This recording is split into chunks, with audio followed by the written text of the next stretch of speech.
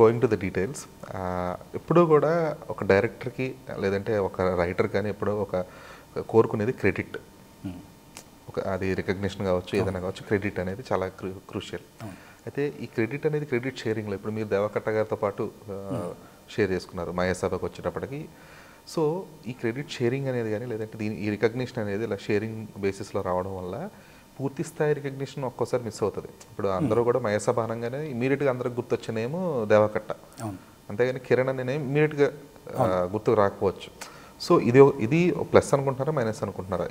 ఇది ఇంకా మీకు స్టార్టింగ్ కాబట్టి ప్లస్ అనుకుంటున్నానండి. ఓకే, ఎందుకంటే ఇప్పుడు మీరు అలా చూస్తున్నారు, నేను చూస్తున్న కోణం వేరు.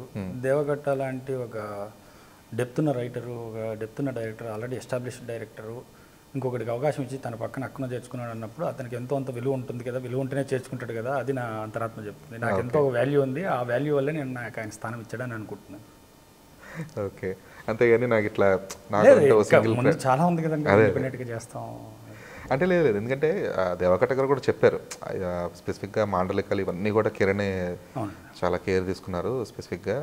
అట్ ద సేమ్ టైం ఈ కాస్టింగ్ కానీ రకరకాల వాళ్ళని అందరిని తీసుకురావడం, డ్రామాల నుంచి తీసుకురావడం అంతా కూడా కిరణే చూసుకున్నారు అని చెప్పేసి ఆయన చాలా స్పెసిఫిక్గా చెప్పారు. ఆయన ఎక్కడ కూడా అవసరం ఉన్నా ఆయన చెప్తా ఉన్నారు. కాకపోతే ఎప్పుడైతే ఆడియన్స్ పర్స్పెక్టివ్లో చూస్తామో, ఇప్పుడు ఒక సిరీస్ ఏంటి మహేసభ అంటే ఏంటంటే దేవకట్ట సిరీస్ అని అంటాను, అందుకని. సో అది ఎక్కడ కూడా మిమ్మల్ని అంటే ఇబ్బంది అని కాదు కానీ పూర్తి స్థాయి ఆనందాన్ని వచ్చింది కానీ బాధనే ఇవ్వలేదు. ఎందుకంటే ఇండిపెండెంట్గా చేస్తాను, ఇక్కడతో ఆగిపోలేదు కదా, అవి చేస్తాను ఎలాగో. ఆయనతో పాటు సహదర్శకత్వం వహించే అవకాశం దక్కినందుకు అదొక గౌరవంగానే భావిస్తున్నాను నేను.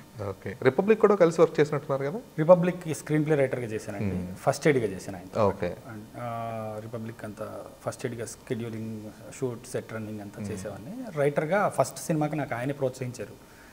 నేను కథలు రాసుకునేవాడిని, 1-2 కథలు ఆయన చదివారు, విన్నారు కూడా అప్పటికి. Okay, and Baahubali web series టైంలో కూడా నేను కొంచెం రైటర్స్ రూమ్ డిస్కషన్లో ఉన్నప్పుడు ఆయన ఏదో స్పార్క్ గమనించారంట నాలో, అది తెలియదు నాకు ఎప్పుడు చూసారో. తర్వాత రిపబ్లిక్ అప్పుడు నేను డైరెక్షన్ ప్లాన్స్లో ఉన్నప్పటికీ ఇండిపెండెంట్ అవుదాం అనుకున్న టైంలో నువ్వు వస్తే నాకు కొంచెం హెల్ప్ అవుతుంది, అదొక స్వార్థము. రెండో రకంగా నీకు ఉపయోగపడే పని కూడా చెప్తాను, రైటర్గా నువ్వు ఎప్పుడు నీ కథలే రాసుకుంటూ ఉండడం కాదు, పక్కన కథల్లో ఉన్నప్పుడు కూడా నీకు ఒక కొత్త పర్స్పెక్టివ్ ఓపెన్ అవుతుంది, కొంచెం డెవలప్ అయ్యే అవకాశం ఉంటుంది. విన్ నువ్వు నాకు ఇది చేసి పెట్టు, నీకు అది చేసి పెడతాన్నారు. సో వెళ్ళాను, ఐ లవ్డ్ ఇట్ జర్నీ. ఆయనతో పాటు ప్రయాణం బాగా అనిపించింది నాకు. రైటింగ్లో స్వేచ్ఛనిచ్చారు. ఇక్కడికి వచ్చిన తర్వాత రైటింగ్ ప్లస్ డైరెక్షన్లో కూడా నన్ను భాగస్వామ్యం చేశారు.